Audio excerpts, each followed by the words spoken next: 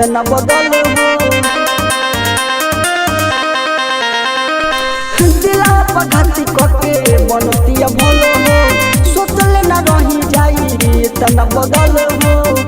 अरे दर्द करे कितना बताई हो,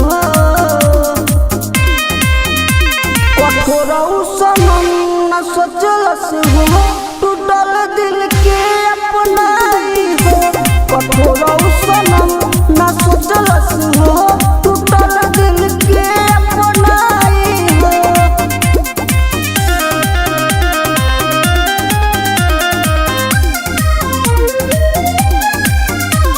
Mixed by Raja Dilwala.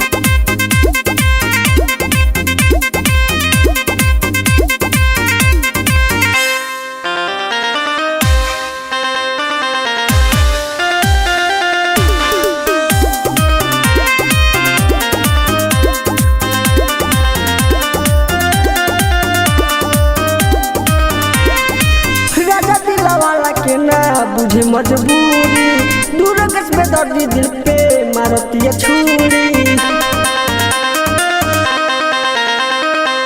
राजा दिलवाला के ना बुझे मजबूरी, दूर कस में दर्दी दिल पे मारती है छुरी।